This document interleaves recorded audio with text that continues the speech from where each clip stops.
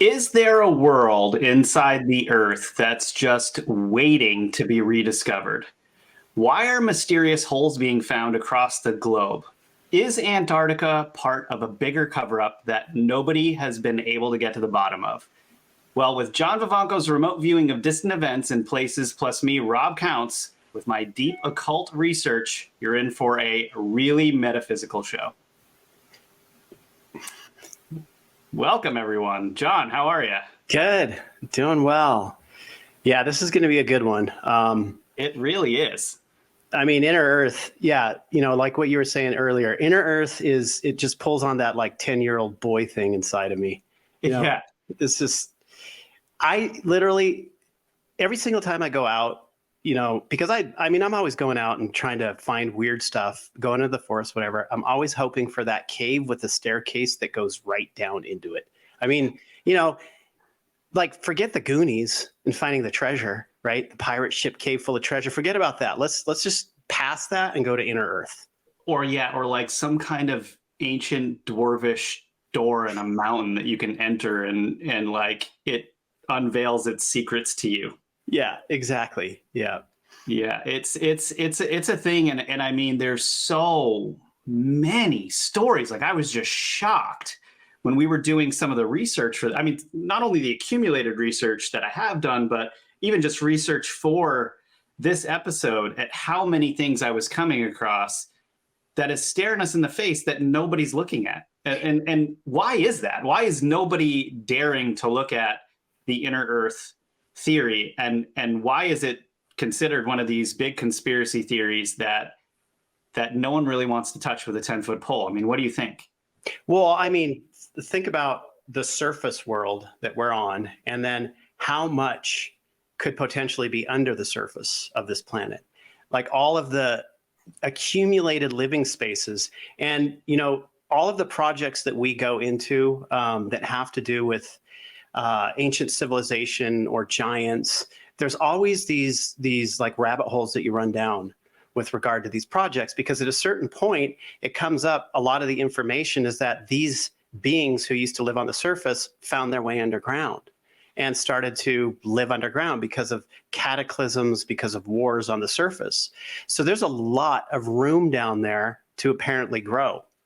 And I mean, we see it over and over again in these weird projects. So it's like, you got to like go off on these little side channels, these little cul-de-sacs within these projects. Like, for instance, the giants around Mount Shasta. Okay, so there's a story, J.C. Brown's story of the lost cave full of giant mummies happened in 1903 when he found this. He was searching for gold in the Cascades. So he claims that he came across this tunnel that went 11 miles underground, and there he found what he thought was the king and queen of Lemuria, or the king and queen of Telos. And they were giants, like 8 feet tall, and they had royal garb on and found all this treasure, all this stuff there. So we found out that this story was true through remote viewing. I tried to track it down, try to find the cave like on the ground around Mount Shasta. I found these old petroglyphs that led to the site.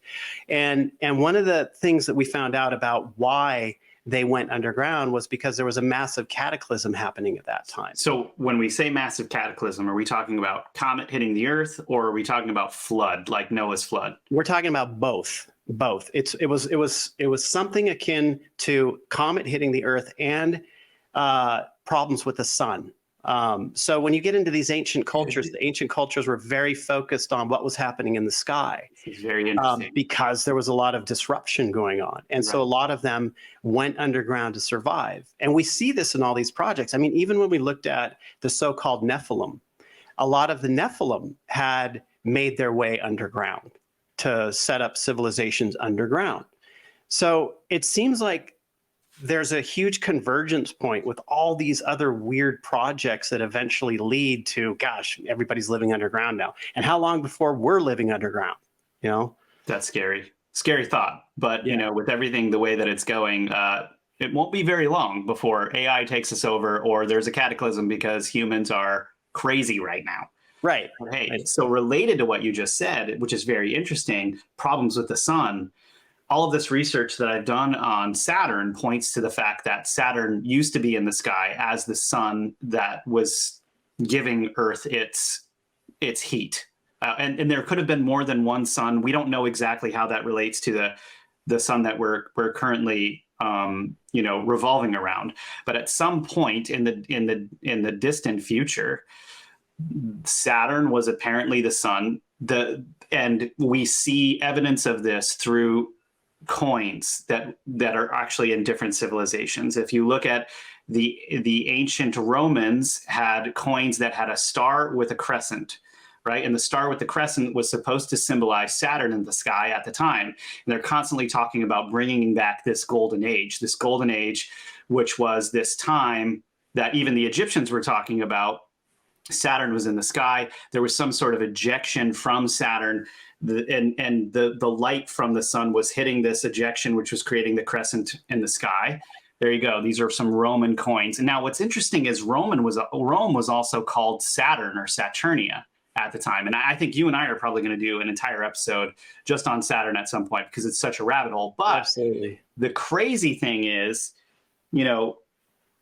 these cataclysmic things, right? That at the time, let's say this was in the distant past. Like, we don't know if that was, Atlantis, maybe during that time in Atlantis. Like, personally, I think that what happened with Atlantis was humans had just gotten too messed up, kind of like the direction we're going in now, right? It just keeps getting worse and worse. And then all of a sudden there's a cataclysm and there's a restart. Hopefully that doesn't happen, currently with everything going on. But there were people at the time that knew that this was coming and they went underground. Not all of them were good. Noah got direction to build his ark, and he gets into the ship. And they waited out the cataclysm in a ship, but there were others who had deeper knowledge. And I'm not saying these were good. These may have been satanic individuals who went underground and awaited for the flood to pass before coming back to the surface. Oh, yeah. And what's really weird about that is that Hitler was obsessed with finding these people. Exactly. Right. Yeah, he wanted to establish that Aryan link, at least on the surface, publicly.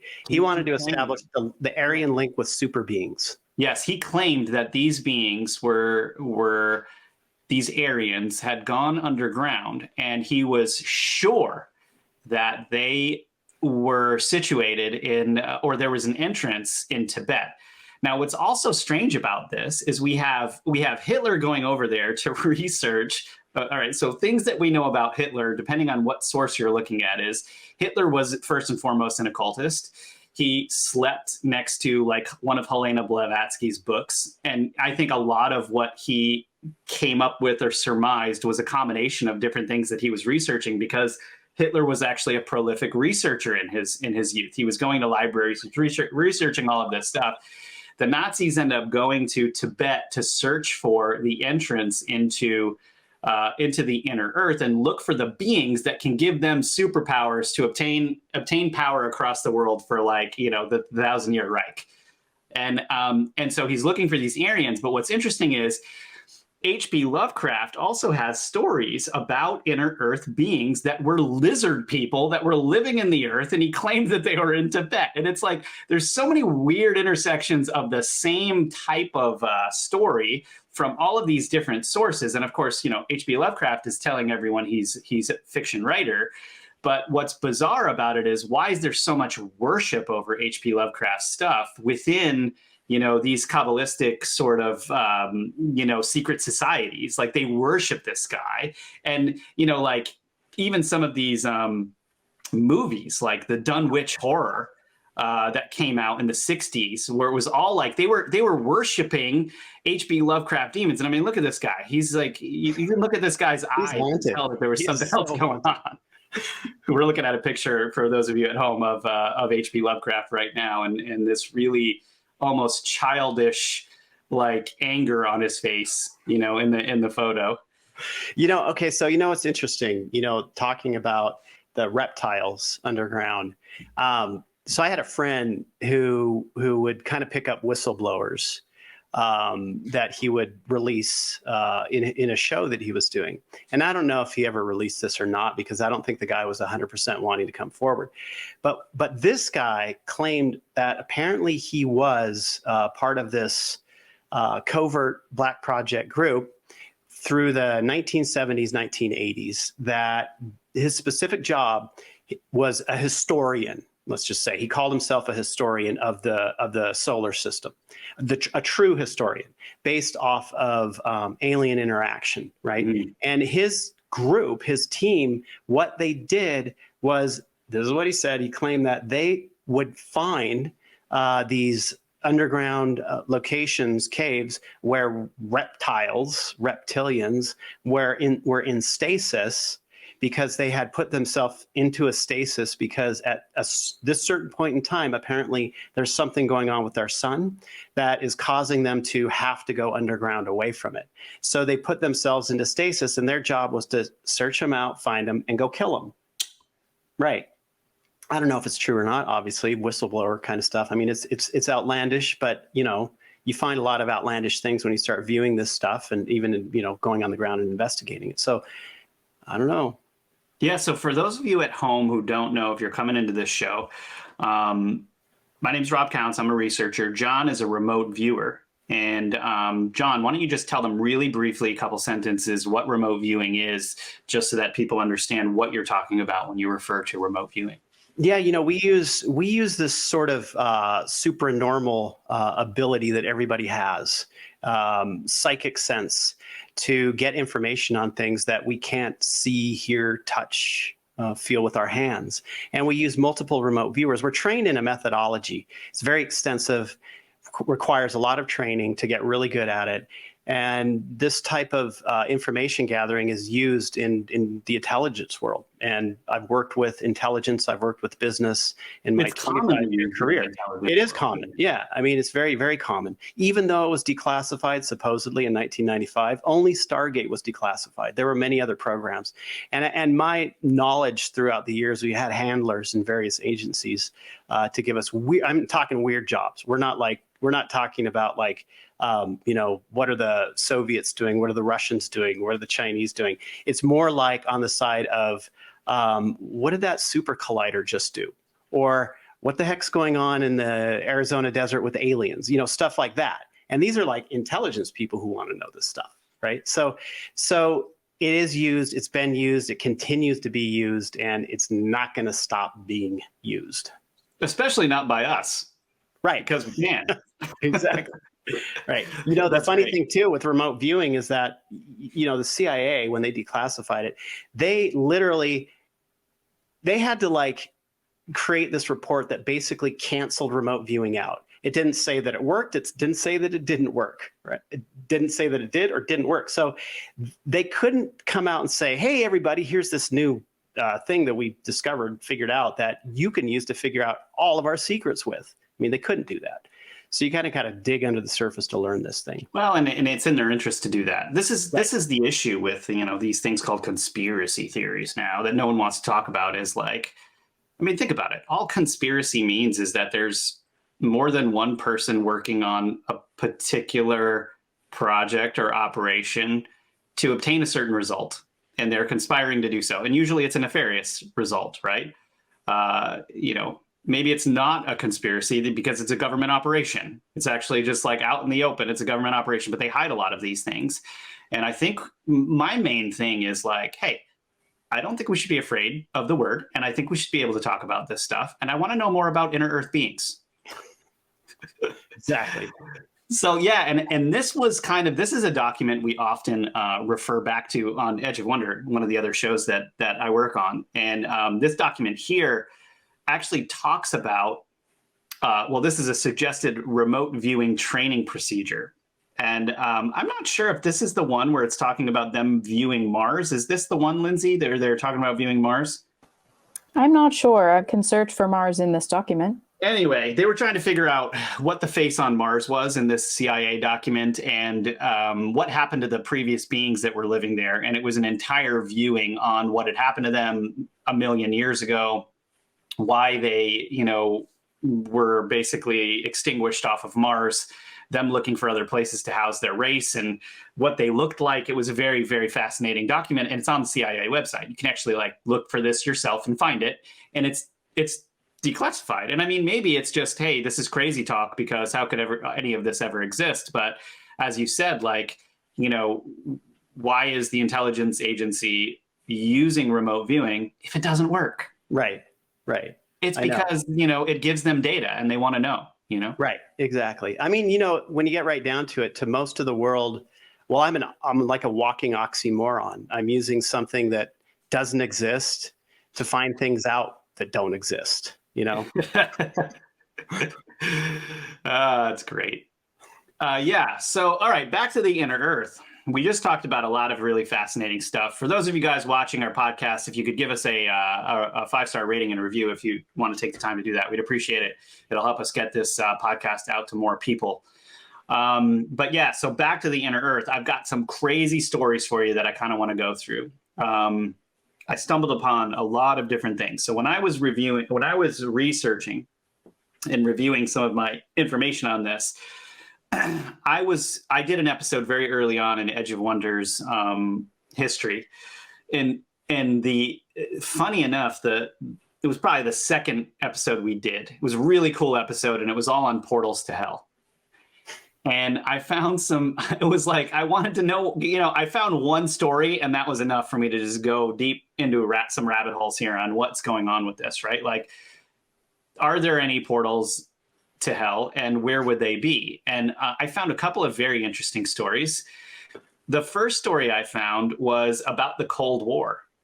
And it was about how, and this all makes sense, mind you, okay? It was about how the Americans and the communists were constantly in a competition to see who's, you know what, was bigger.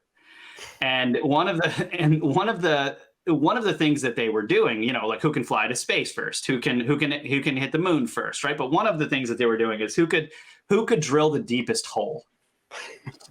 And the communists, it's absurd. And the communists were determined to win this one, and they drilled this extremely deep hole, and the Kola super deep borehole. Okay, so now this is, mind you, this is an ex-communist, I guess you could say, retelling this story, okay?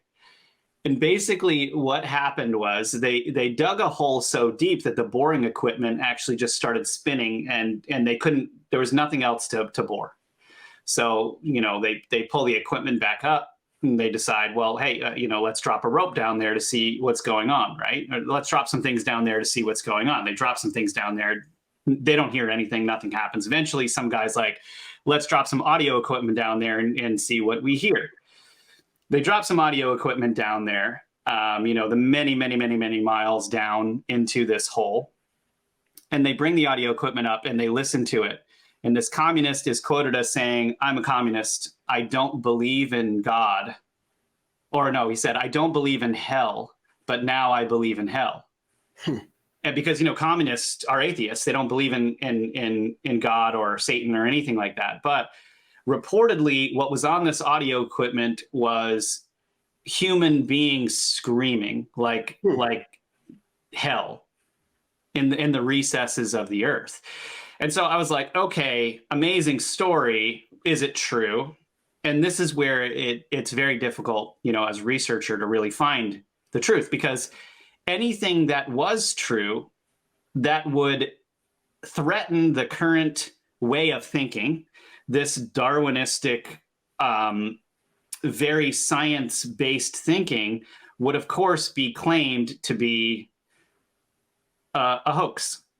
And so I found some information saying this was a hoax and some information saying that it wasn't a hoax. I came to the conclusion at the time that it's possibly a hoax. Of course it is. Like, you have to look at that, right? But it seems more plausible that that was real than not, because the way that the story was like kind of unfolded, and of course, like any intelligence organization is going to do whatever they can to make that story appear fake. I mean, there's news reports and in the 1800s, in the 1900s, in the late 1800s, early 1900s, of giant bones being found in Ohio, for instance, which is something you and I are really itchy to research, right? So, I mean, of course, you know, and then what I found out is afterwards, this is a long time afterwards, I started researching Mel's Hole, which I brought up to you a couple of weeks ago over the phone. And Mel's Hole is almost an exact mirror of this story of the communist, right? You know, the borehole, which is really interesting. And actually, it's a combination of the borehole and Hoska Castle, which I'm not sure that you've heard of yet. Have you heard of Hoska? I haven't heard of that one. All right, so Lindsay can find out the details and exactly where this is. I'm a little fuzzy on that, but Hoska Castle, and it was like ancient Romania or something like this, right? The king in the area finds this hole in the ground, and there's all of these reports. This is Prague. Okay, this is in Prague. There's all these reports that there is this hole in Prague, and people are starting to see weird things happen around this hole. Okay, like specific smells coming out of this hole. There's beings that are reported to be flying out of this, winged beings flying out of this hole. And the king at the time was like, this is a gateway to hell and it needs to be covered up. So they create Hoska Castle specifically to cover the hole and plug it, because there was too many weird things happening in the castle.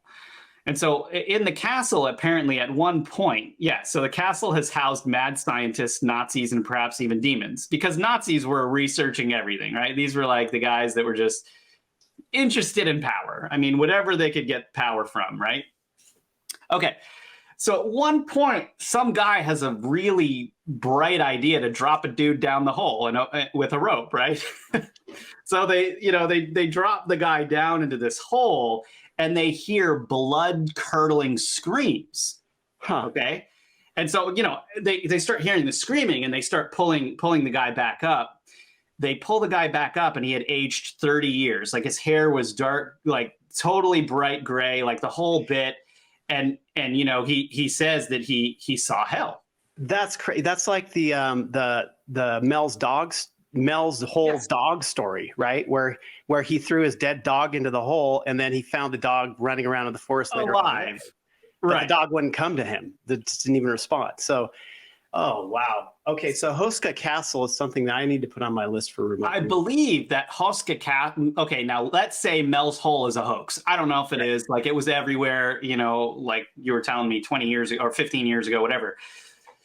If Mel's Hole was a hoax, which it doesn't necessarily need to be, I think that they may have pulled from. It sounds like it, right? Yeah. Story. Yeah, definitely could have. I mean, Mel's Hole originally came out of the Art Bell show. It was literally that got started in that show. It was this caller who would call in and talk about this hole that he found. Yeah, what was his name again? I can't remember the guy's name. It was Mel something. Like what was his last name though? I don't remember his last name. Yeah. But so Mel would call in and give Art Bell updates on the hole, which was this like really cool ongoing thing on the show, and people would listen just for that. So, Art Bell was an entertainer, and get right down to it. So we don't know ultimately whether this is true or not. And, through the years, it's like, I get it in the back of my head of tasking remote viewers on Mel's Hole, some aspect of it. And I've got to do it. I've just got to jump on it because I can't let it lie. I mean, seriously. You wouldn't be a responsible remote viewer if you let that lie. Exactly, right? And I'm trying to figure out, like, if this is real, how do we find this place? Because I know that there have been researchers trying to find it, and I don't think they've located it, which is a problem, because that could just mean it's fake. Because even in the show, they were getting closer to, like, there were people talking about that area, where it was, locating it, all these like military forces, driving up, not allowing Mel back, telling him to get the heck out and go to Australia, right. Like the whole thing, right? But we see this all the time. We see these hoaxes constantly. Now these types of hoaxes, I don't know if that's a hoax or not, but these types of hoaxes have made their way to like TikTok, for instance, where somebody gets something initially strange on camera, and then they roll it out with consecutive little videos on a story surrounding it. And the story is a false story, but the initial thing is maybe true, right? Yeah, that was a couple weeks ago with that guy that ended up dying or something. Right. He committed suicide. Yeah, he committed suicide, but it was what was that exactly? He had found something. Well, there was the one guy who filmed what he thought was a giant on top of a mountain. I think he was. That was it. Thank you. So we looked at that particular thing. We wanted to know the whole story. So the initial thing that he caught was true. It was a Bigfoot. All the data was this thing is a big hairy creature. It's massive a Bigfoot. Right. But everything else after that, he just made the story up. The government involvement, et cetera, et cetera. He just made it up. It was not true. Right. So he was gaming the fact that, or taking advantage of the fact that he had found some legitimate footage and then becoming a TikTok star as a result of it and making the rest of the stuff up. Right? Exactly. It's bizarre though that he killed himself. Like, I think he was planning on it. I think he was planning on ultimately committing suicide, and actually found out not that long ago his girlfriend came out and said that he was very unstable. He made it all up. So, and then he committed suicide. So there's, confirmation on that side too. It lines up with the remote viewing data. What's also strange about that is, the different parties that were involved in doing those videos. So, there's this like car that pulls up, and then it races off, like it's in front of his house and he's freaked out and he's got the phone. And when I saw that, I was like, that was very staged to me, because you don't just you see a mysterious car outside of your house and your first thought isn't like, let me pull out TikTok and record all of this. Exactly. You just don't do that. Like, and then like the CIA guy or whatever driving the car just peels out. I got to get out of here fast. He's getting me on TikTok. Yeah, would they really mean that? He had bleach on the tires too, so it would smoke. Yeah, exactly. So, I mean, there was a lot of like, I don't think so things, but at the same time, like that original footage that he saw, I was like, wow, that looks pretty legit, right? That was legit. Was legit. Absolutely. I mean, and that's the beauty of remote viewing, is you can begin to go uncover a certain direction for these things. So, and honestly, like, here's the thing.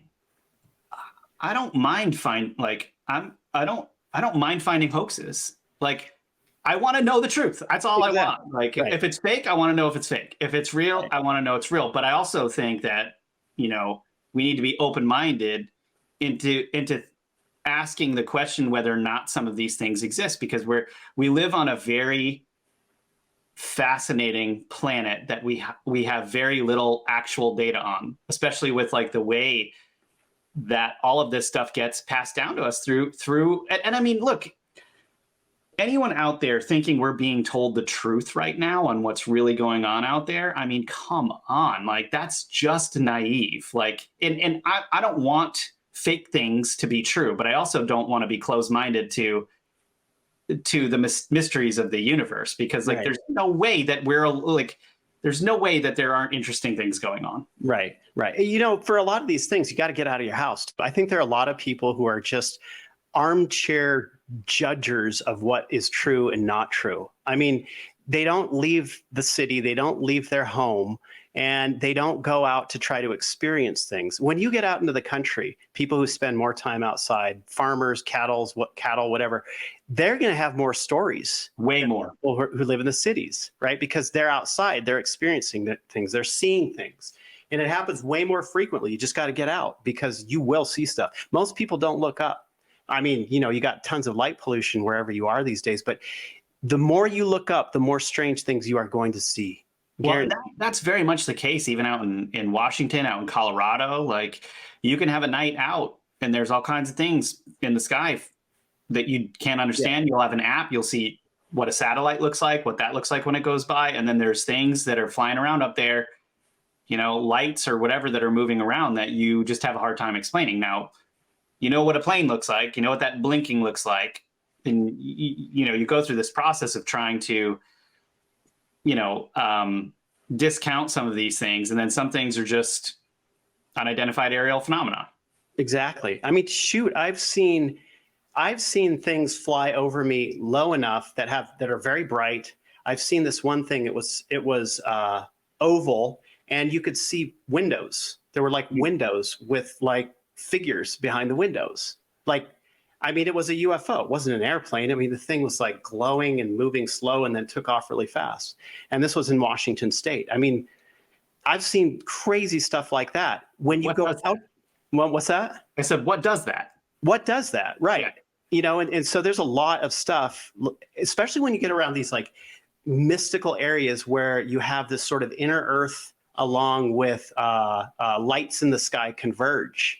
Like if you've got legends where those two things converge, you are guaranteed to run into weird stuff. Guaranteed, whether that's in Washington around like Mount Adams or around Mount Shasta or any other location that has these converge, you're going to find strange things in the sky. There's this correlation between volcanoes as well and UFOs going into volcanoes. Yeah. Actually, this is very interesting. When I was researching the Portals to Hell episode, I had found that there was a recipe of things that you get around these portals, and one of them was the smell of sulfur in the air. And as you know, it is described that hell smells like sulfur. Right. And so, like for instance, Mount Vesuvius was one of these places where there was apparently there's an old I can't remember the actual name of this. There was a seer in the area for over 500 years. This woman lived, and all of the kings in the area would actually get advice from this one witch that lived in the area, or a prophet. She had prophecies about what was going to happen and all of this stuff. And she lived right around the Mount Vesuvius area, and there were apparently tunnels in that area as well. Very, very interesting stuff. But it's like Vesuvius, and Vesuvius destroyed Pompeii, as we all know. And what is it about volcanoes that connect all of that, Right. It's very interesting. Yeah. I mean, the whole thing about UFOs. So when you get to like Popo near Mexico City, El Popo, they call it.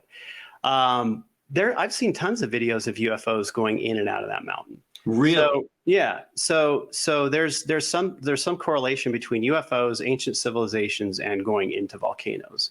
I mean, you're talking about like tons of lava tubes that run through those. I mean, when you were in Washington, remember when we went to that lava tube? I mean, look at that. You could literally have a city in the lava tube that we went into, right? I mean, there are so many of those around these locations like Mount Shasta, where beings have kind of set up shop inside of them. Not necessarily ancient, more modern alien type phenomena, but we find that, especially around Mount Shasta, if you want to get into the whole reptile thing, around Mount Shasta and the lava tubes around there, a lot of these beings are basically living in these lava tubes.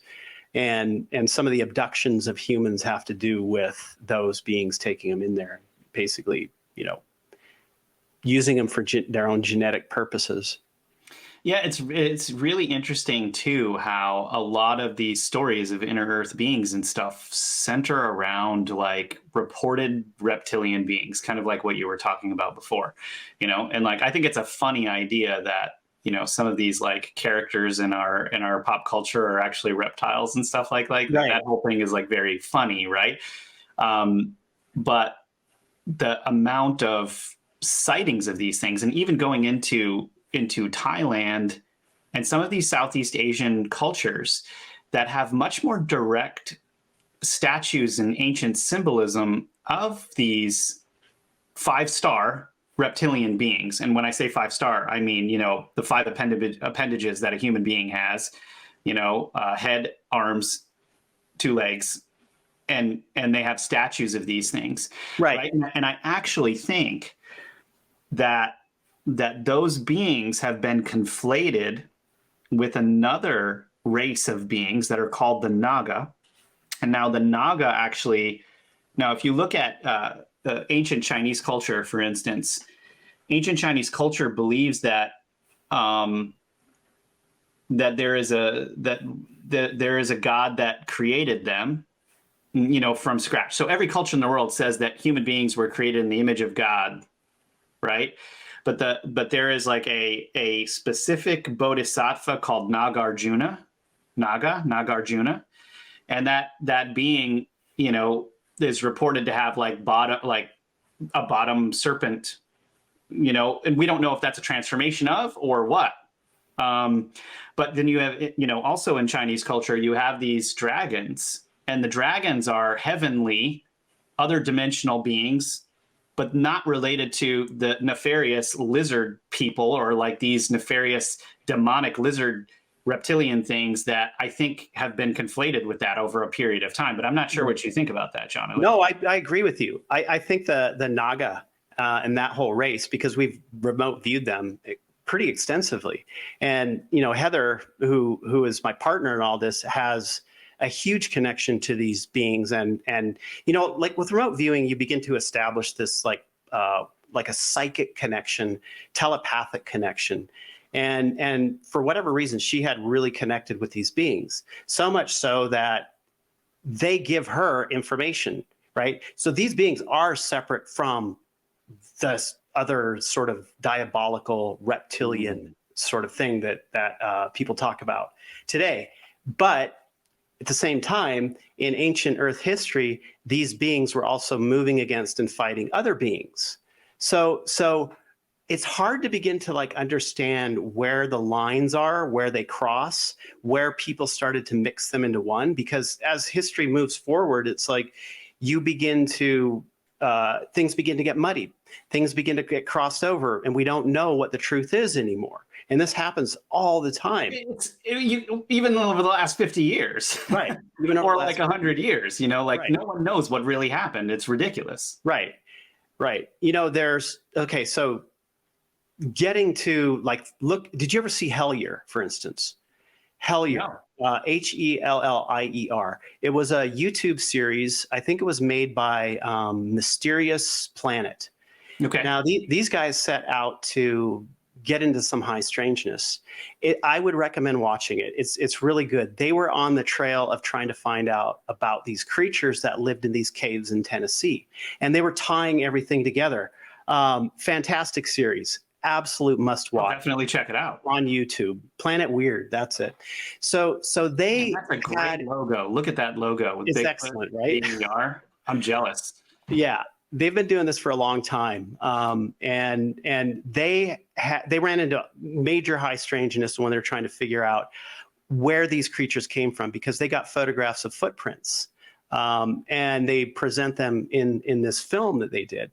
And these beings were small troll-like beings. Now, these are guys also that show up throughout history, these small troll-like beings. And they really do a great job of tying these together with other legends and other myths of underground civilizations.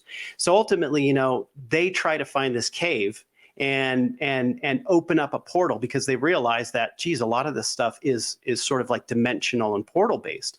And there are these beings, we've seen this remote viewing, who can cross over, like the Naga. They're a fourth dimensional, fifth dimensional into third dimensional, where they can move back and forth. And a lot of the aliens that we run into these days, that I run into these days. Hey, I mean, I was just shopping yesterday, and there were some aliens that I ran into. Anyway, you should have seen the cashier. It was incredible. Yeah. So anyway, it's like they cross over. They're able to inhabit another dimension as well as our dimension. And this is where it gets really messed up with humans, because in order for something to be real, it has to be able to be touched. If something's in front of you, then it disappears. Then it just means you're crazy, right? But this is a whole other realm that humans in general do not accept right now. And I think a lot of the inner Earth stuff is centered around that, because you're dealing with beings who can transit dimensions. You're dealing with things where you need to go through a portal to experience, like the portal to hell, whatever. I mean, there's portals to all different locations. I assume there's going to be some dark portals as well. So you have to be able to go through a portal to enter some of these zones, like Shambhala, you know? You know, also, while I was doing research on, I was trying to do extra research on the little people.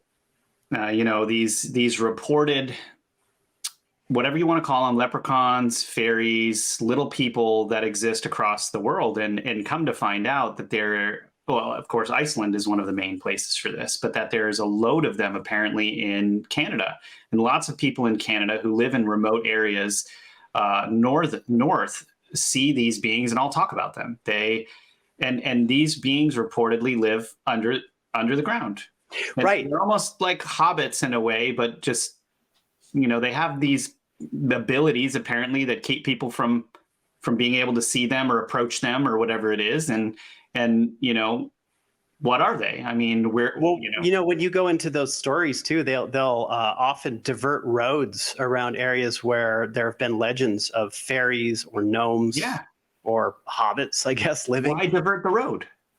Because bad things are going to happen. You know what? A fairy, you got to be careful because they'll slash your tires if they could. I mean, not to diss on these guys, but they will literally mess you up if you wrong them. I know they do that stuff. And, it scares the heck out of me too, because Heather and I will go for these walks in a neighborhood around where we are, and everybody's got a freaking fairy garden. And I see the fairy gardens and I just want to run. Wait, what is a fairy garden? Define that. It's a little garden that people create in order to attract fairies. So is this a Northwest thing? Like, we just like over here in the Northeast, like we just have gardens where we put little gnome statues. That's as far as it goes. Be careful with those gnome statues. It's like voodoo. It's voodoo.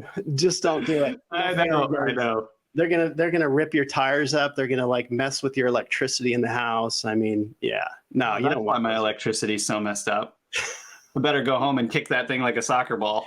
But that's the thing. So, we've looked into the fairy thing as well. People claim they've had an experience with a fairy. We look into it with remote viewing, and yes, there are these dimensional beings who I really I shouldn't be talking bad about, because if I go for a walk later, things might get bad. So they can be very nice. They're very fun. They're very happy. They're very playful. But their sense of humor goes a little bit beyond what we would like it to at times. And that's what we've seen with remote viewing. They are real. They're just live in this sort of dimension that straddles ours. Yeah. Very, very interesting. It really wouldn't be right if in this episode, this is sort of our first episode on Inner Earth. There's so much to cover. Like it feels like we've only been talking for 5 minutes. It's been almost an hour. So it wouldn't be right if we didn't talk about Admiral Byrd a little bit, because he's sort of the grandpappy of conspiracy theory revolved around dimensional things that have occurred and even inner Earth stuff. So, Admiral Byrd, he was a naval officer and an explorer of the Arctic and the Antarctic, and he was awarded the Medal of Honor, among other things, okay? So what's weird is he was related to Pocahontas, actually. I'm not sure if you knew that. And he was... I didn't know that. I did know that he was one of, I think, 2 or 3 other people that could wear a medal of himself on himself. So he could wear a medal of himself on himself. I don't think I could ever do that. No. I would never be able to take myself seriously. I know. That's really funny. So he was in charge of this thing called Operation Highjump in 1946. You guys can look this up for yourself. Of course, everything you see on the interwebs is going to tell you it was a hoax and all of this stuff. But I really encourage everyone at home to do your own research and keep an open mind with these things. Keeping in mind that if it did happen, it would still be told to you that it was a hoax. Okay, so he was in charge of this thing called Operation Highjump in 1946, and it was the largest Antarctic expedition to date.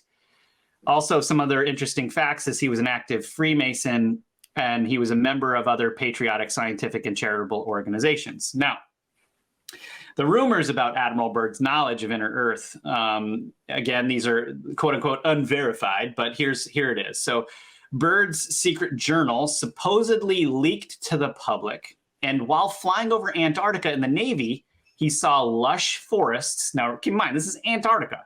Right? He sees lush forests, flowing rivers, small animals, etc. Okay. Now, of course, quote from him, there should be no green valley below. Something is definitely wrong and abnormal here. We should never we should be over ice and snow, unquote, right? Okay, now this then moved into this whole theory of, I'm sure you've heard of this, called Agartha, right? And it's rumored that Byrd's radio came on and he heard someone welcoming him to somewhere called Agartha, which is a place inside the Earth. And Agartha's inhabitants basically said to him, tell all of mankind to be careful with the recently invented atomic bombs. I mean, now, you know, we're talking about the Manhattan Project around this time and all of these things, right? So the government apparently already knew about this before Byrd even told them. Now, Admiral Byrd eventually went down, and I kind of want to get into what you saw when you remote viewed Admiral Byrd, whether this was legit or not. And, you know, we kind of at Edge of Wonder, when we were researching this stuff, it did seem like the diary stuff might have been fake, but help us out to understand this. Yeah. What actually happened? You know, the diaries always fascinated me. So, you know, doing research around the diaries, conventional research, I think they came out 1970s by the Society for a Complete Earth or something. They were a inner Earth sort of society, right? They wanted awareness around that. And that was run by a guy named Captain Tawani Wakana Shush, I think. So this is really any long relation to that director Taiwata Waititi or whatever his name is. I don't know. It could be.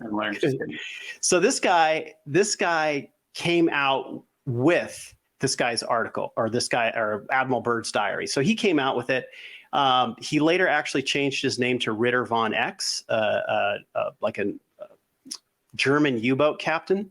So it's all very mysterious on how he got it. Nobody actually knows who the guy is anyway, right? So it's all mysterious how he got it. And when you read the diary, it sort of like plays like a comic book. It's like this old comic book style, something going on. I'm pulled in a tractor beam into this nice, amazing, beautiful, lush land in the middle of the earth. And then it's like the inhabitants speak German, and the flying saucers have like swastikas on them. So that right there is a little bit strange, because that goes back to the Nazis, and the Nazis really trying to connect the Aryans with some inner Earth race, right? So here's Admiral Byrd. He's got this diary where he's talking about the inner Earth beings are Nazis, basically, right? So this is the connection point there. This is like a story. That's like what the Germans wanted to accomplish, right? When we looked into the reality of the diary, Admiral Byrd, if he wrote this or not, no, he didn't write it. He didn't write it. The story was pretty much made up. It was made up. He did not go to an inner Earth as far as that story is concerned. And that story was, what we found out was sort of a cover for something else. Because what we see with a lot of these things like Valiant Thor, for instance, you know, these stories are very extravagant, crazy, over-the-top stories to waste people's time to cover for another story. And people will more focus on this crazy, totally crazy thing than this other thing that actually happened under the surface. Which was him seeing this lush land below in Antarctica, or something else? No. So this really gets to Operation Highjump. And the reason why Admiral Byrd went down, right, there's Valiant Thor. On screen right now, we're showing Valiant Thor. Right, Huge so chin. Yeah, so the whole, well, you know, there's a lot of different pictures of Valiant Thor, and he looks different in every picture because there was no real Valiant Thor. Yeah, so that was actually a cover story to get people to focus on that, as opposed to the deals that the Eisenhower administration made with gray aliens. So, you know, put that in front of people that waste their time researching that instead of what really happened. So Operation Highjump, when we get to that, what happened with Operation Highjump was that the United States Navy was going down there on an expedition to kick the Germans out, to the Germans had basically moved into Antarctica because Hitler was very interested and believed that Atlantis was in Antarctica, or there was something in Antarctica. And we had, I think it was Admiral Donitz, who had said at one time, we built an impregnable fortress for our Führer in a far off land or something. So people assumed this was Antarctica, which they did. So that the Germans had gone down to Antarctica and set up under the ice. They had found some things under the ice. Now you got to think of Antarctica. Antarctica is like, I think it's been under this deep freeze for around 15 million years.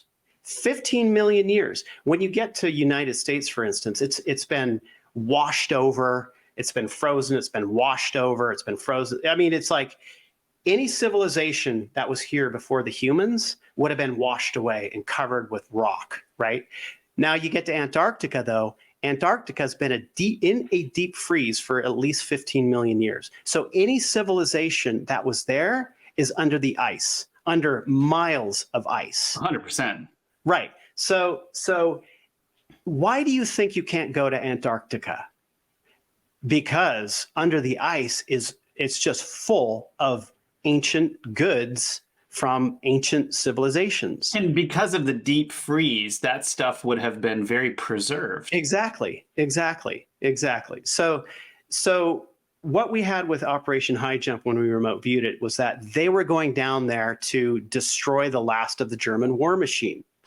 And take territory. The Soviets were also wanting territory. So they go down there and the Germans are there. They get into a battle with the Germans. But the problem was, okay, so there were all these stories around the fleet being attacked, right? That wasn't the Germans. I mean, this is where it just gets weird. So that wasn't the Germans that were attacking them. The Germans were kind of in the same boat as the United States was. They were being attacked by something else. It's kind of like when we first went to the moon. The moon was sort of it wasn't an off-limits place. It's just that the humans needed to know who was boss on the moon. And who was boss on the moon were the ones that were already there, just like Antarctica. Because we find that with Antarctica and remote viewing, there are other beings there who are under the ice, who are interested in the ancient technologies that have been left behind there and want to keep it, want to safeguard it. And so that's what we found with Admiral Byrd, was that literally the fleet was attacked by the beings who were already there in the ice. Within the old ancient civilizations that were there, because did he see what was said that he saw, this like lush forest or anything, or was it just this attack from the civilization? It was just an attack. Really? It was just an attack. We didn't get anything about inner Earth, nothing at all, zero, zilch. There was no like going deep into these caverns to find this ancient civilization. It was that there were structures buried under the ice. You know, in some areas of Antarctica, you've got 2 miles of ice at ground surface. So you've got pyramids and ancient civilizations that are frozen in time underneath the ice there. And this is some of the stuff that the Nazis had found, the impregnable fortress. But problem was the ancient technology that is there was also safeguarded and wanting to be kept by these other beings. So Admiral Byrd, so I believe that story of him finding inner Earth is a cover story for what truly happened in Antarctica. And now, you know, it's like the moon. You have governments who are supposedly keeping the whole thing off limits to civilians. Why? What's the purpose of that? You know, there are some areas in Antarctica where people can go, but you can't really move around very much. And a lot of these things, like, you know, for instance, this pyramid that Lindsay was just showing, that pyramid is actually in an area where humans can go. It's actually the peak of a mountain range. And this area, people have photographs of it from on the ground as well. But when we remote viewed it, there was nothing to it. It didn't. It's not an actual pyramid, just No. looks like one from the top, and it's basically a mountain range underneath there. But there are actual pyramids underneath the Right. surface. Now that particular image right there, I researched that image, and that image comes from this one area where people can go on expeditions to do peak bagging. And this is a pass. This picture is taken from a pass that people make to get to the peak that they want to bag. It costs a lot of money to do it, but this is an area where humans can go. And we looked into that pyramid or shape, and it was just a granite mountain, basically. Yeah. Interesting. Yeah. So there's a lot of people that will, just make claims about things. I mean, see, here's the crazy thing. So here I am discounting something that looks like a pyramid. But we've uncovered something entirely new. Yet I'm saying, hey, Admiral Byrd was attacked by aliens and UFOs. No, he didn't find an Earth. He's attacked by aliens and UFOs. Exactly. That's what really happened. I mean, that was the data. What am I going to do? That's really funny. Yeah. But it makes sense that these stories would be created to throw your scent off of something else that was really going on, right? Like, how else do you protect the real things that you? How else do you take advantage of human nature, which is to want to know about these things, really, and simultaneously protect true state secrets that need to be kept a secret? Exactly. Well, I like this, for instance. Okay, so the supposed Apollo 20 mission, where so the Apollo missions ended like really early. They canceled out all the missions. Yes. So Apollo 20 never happened. But there's all these videos on YouTube about how Apollo 20 actually did happen, and it was to find this crashed ship and an alien. So they found an alien, dead alien, a crashed ship. So that particular story, when we remote viewed it, was one of these cover stories. It was just a cover, because what they really don't want people to be looking at is exactly what this guy Alan Sturm did in around 2008.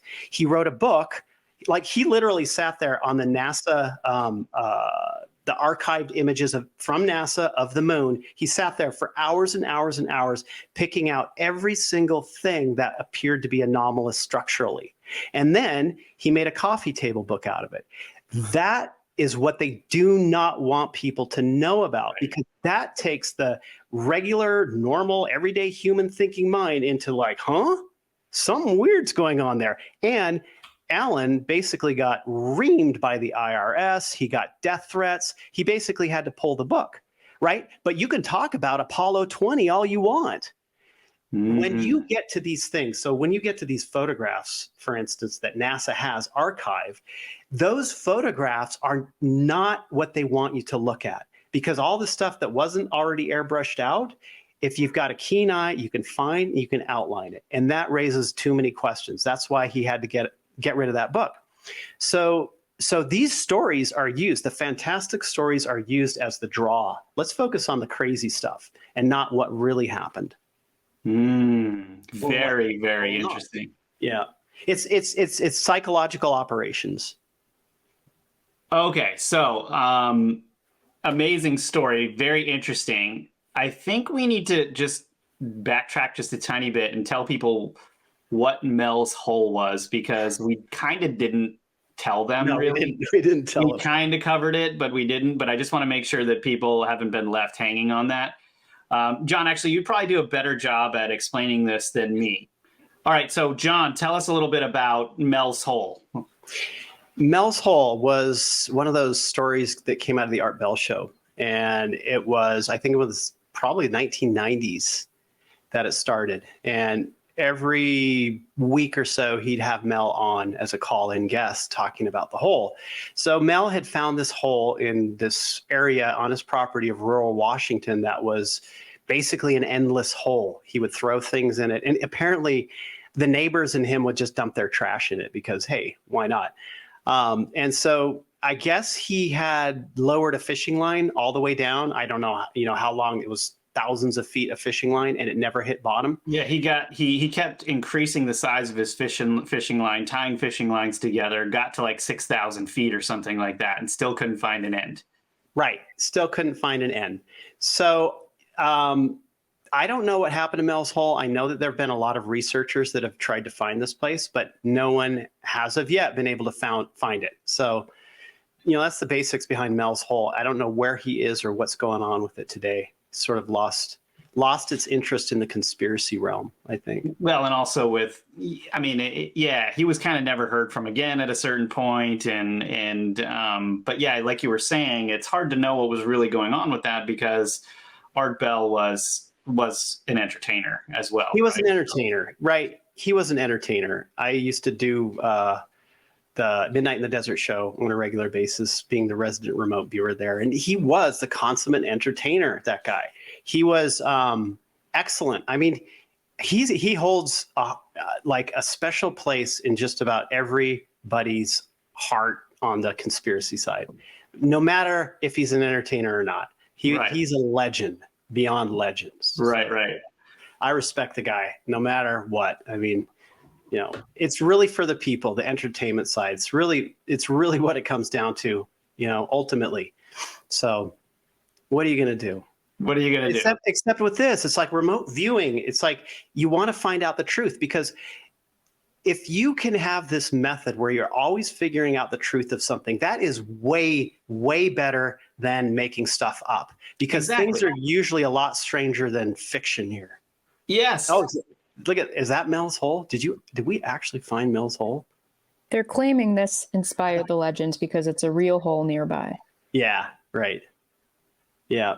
Makes sense. An old mining shaft.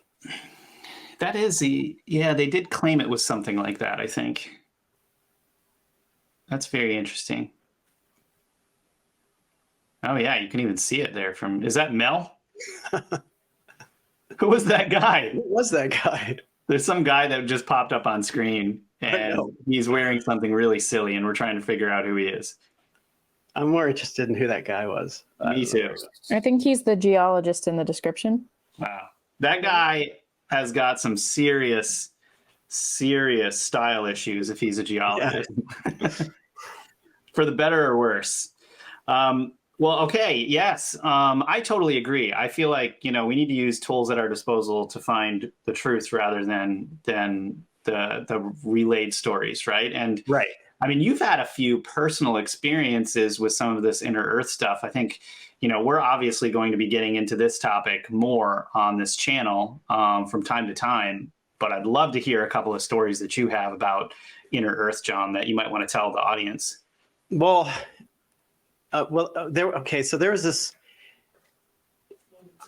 this is a hard thing to explain because I won't say where this is, but I saw, so I did a whole bunch of work on the Roriks, for instance, and Shambhala.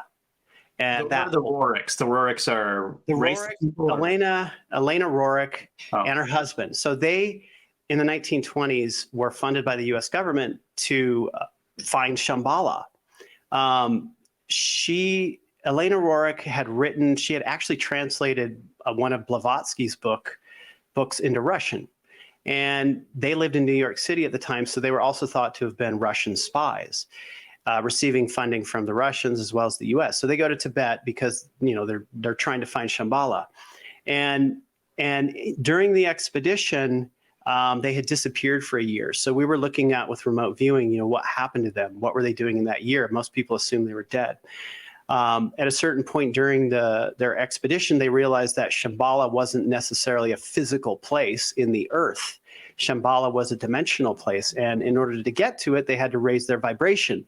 So it's one of those, you know, things where you are going on a journey inside yourself to find yourself in order to find Shambhala, which supposedly exists in the earth as a dimensional place, right? It's like this catch-22, right? Now the Roriks are receiving money from the Russians as well as the U.S. government to find this place, to get mystical weapons, whatever. So they're probably not of the highest vibration. So they realized they had to raise their vibration to even figure out what it was. Anyway, so the weird thing about this place is that I was hiking in this one area in the forest, and I heard this very loud frequency, this buzz inside of my head, and this very strange pressure. And as I was hiking around, I began to feel it get stronger in a certain area, and I'd move out of the area and it would go away. And usually, I mean, there's an electromagnetic frequency, right? There's this like electromagnetic frequency that's affecting me. And so I get in this area and I just chill out and just allow it, because I know something very strange is happening. And in front of me, I see this whole thing open up, this whole like roundish thing open up in this field in front of me. And there is this whole other world. There's this whole other land. I mean, I'm like experiencing this. I'm the only one there. And you're on mute, Rob. Sorry, was this with your third eye, or was this like This was like in the 3D? So what happens for me is that I can't tell when there's weird things happening. I can't tell the difference whether this is a superimposition of third eye over vision or a vision thing, because I've got my eyes open and I'm seeing, but I don't. But so there's this, because I've been doing remote viewing so long, these two things begin to mix, and so very strange things that are happening in front of me. I mean, I've been in situations where I've had aliens that appear to be physically in front of me, right? But is this something that is a third eye imposing over over my visual cortex somehow, or optic nerves, or not? I don't know, because it can be very bizarre and very strange. Almost like augmented reality, but right, exactly. Organic augmented reality. Right. And the other thing is that I see ghosts, like visually, I see ghosts. So I don't know what it is. It might be the superimposition. So anyway, I see this though in front of me and I feel it. A lot of times when there's the feeling aspect, the intense sensation coming from it, it's literally a mix of seeing and receiving psychic information. So I see this in front of me, and it's this whole land, it's this whole realm, this whole world, and there's a being that's right like on the other side of this window in front of me, and I literally get the distinct impression from this that it is Shambhala or Shangri-La, and that this is like somehow this specific area, there's a construct of a portal to that location. And I think this is what ultimately what the Roriks were looking for. They were trying to get access to this location. And I think people erroneously believe, like the US government, the Nazis, whoever, believe that this is a physical land that you can get to, but you can't get to it unless you have a higher vibration. This is sort of like, feels very similar to the story of the Holy Grail in a way. Right. What is the Holy Grail? Like historically, if you look at that, it really was almost like an inner journey rather than something physical that you could grasp. It was more like, how do you find that within yourself, really? And right. Sounds very similar. It is similar. You know, it's a catch-22 for humans as well, because, you know, humans are trying to gain something out of finding it, like Indiana Jones, a lost treasure, right? Or the Nazis, secret weapons. But that type of vibrational state is not conducive to actually finding it. So what are you going to do, right? So I believe that probably Shambhala is this other dimensional world that crosses with Earth, that for whatever reason is portrayed as an inner Earth deal. Because it could be just because of the metaphor. Going inside yourself is the same as going inside the Earth, right? So it could literally just relate to that, you know. And then you get to these other things where you have. I've been on the search for giants for a while, and Mount Shasta, for instance, has all these stories, and one of those stories has to do with J.C. Brown and that cave of lost giants. Probably, I think 1903 was when J.C. Brown claimed to have found this, and he was looking for gold in the Cascades for a mining company. So he apparently comes across what he finds on the side of a cliff face is this rock fall, and it doesn't look natural to him, so he starts moving the rocks away. And he went 11 miles or so, 11 or 14 miles underground. This is a lava tube of some sort. And he finds at the end of this what he calls the village, where it's like all these rooms were carved out. And in these rooms, he's got ancient relics like spears plates with writing on them, golden plates with writing on them. And I can't remember how many mummies he found. He probably found 20 mummies or so in one room. No way. Were they huge mummies? Yeah, they were around 8 feet tall. And then in another room, he found what he thought were the king and queen of this race. And they were about 10 feet tall, something like that. And they were all dressed up in royal garb. So he found these things. And, you know, he didn't tell anybody for about 30 years. When he told people, and the only reason we know of this story is because he showed up in Stockton, California as an old man. And he was probably researching the story, going back to the cave, trying to figure out what he found, and you know, trying to maybe get some play out of it. But at the end of his life, no play had come from it. So he shows up in Stockton. They do like a series of reports on this old man, this crazy old man, who's trying to wrangle together a bunch of people to go and rifle through the cave and, you know, basically just bring it to the public's knowledge. So the Stockton Record, you could actually look at these articles today. And we looked into the whole story and followed this path because I want to find this cave, right? Obviously, you know, I mean, this is like a very difficult thing to find. This is like treasure hunting. And you get out into the Shasta area, you run into all these other crazy things that pull you off track and go down these other avenues. But he did find it because that particular location was a location that these beings were, when you go into the Native American stories, these giants. The natives would fight with them. The natives would get eaten by them. And during an ancient cataclysm, about 12,000, 14,000 years ago, the giants, this other culture, started to move underground to get away from it, as did the native peoples, because in that same area, you can find petroglyphs where the native peoples are very focused on what's happening in the sky. So everybody went underground at a certain period of time, even these giants who had been basically ruling the earth back then. And, you know, this is one of those things. It's like this ongoing thing, like Mount Shasta is crazy and incredible with the legends. And this is this ongoing like expedition to try to find this cave entrance. I mean, the high strangeness gets out of control. Yeah, it's strange how much lore comes around Mount Shasta in the United States. I mean, even to this day, like it's a never-ending rabbit hole of like weird stuff. Well, you know, you could find these stories around any volcano if you dig, right? Any volcano is going to have these stories. So for instance, you've got Mount Rainier and Mount Adams, these two volcanoes next to each other, where the modern day flying saucer term, well, it's not so modern, it's like a 1950s term.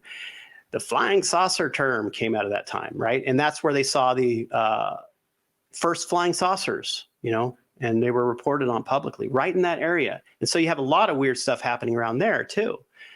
Giants, though, I don't know. I mean, a lot of the ancient cultures were trying to escape a cataclysm and they went underground. Even when we looked at some of the Nephilim from the Bible stories, you know, try to understand if they're real. They went underground as well. So that happens, apparently. Whoa. Well, you guys at home, we're running out of time right now, and we have barely scratched the surface of the inner Earth, pun intended. But we are going to definitely get back to this subject in a show coming soon. I hope you guys enjoyed and had as much fun as we did on this episode because, you know, this is the stuff we live for right here. This is really interesting stuff that we can find when we really start digging into these things. So, yeah, man, quite the journey into the metaphysical today. John, thanks so much for being here and hanging out and doing this show. And yeah, did you have anything else that you wanted to add before we wrap up here? No, I think we covered quite a bit. I mean, we definitely have to dig in deeper next time, though. To dig in deeper, yeah. Another pun. I love it. All right, you guys. Well, thank you guys for being with us. And yeah, actually, we're going to be starting up some channels on YouTube, on Rumble, on social media and stuff like that. So make sure to take a look for us, Metaphysical. And we'll make sure we get the actual social accounts because they're going to be different on every platform. We'll make sure we get those in the descriptions below. So check those out. And yeah, until next time, we'll see you guys. And John, thanks again. Bye.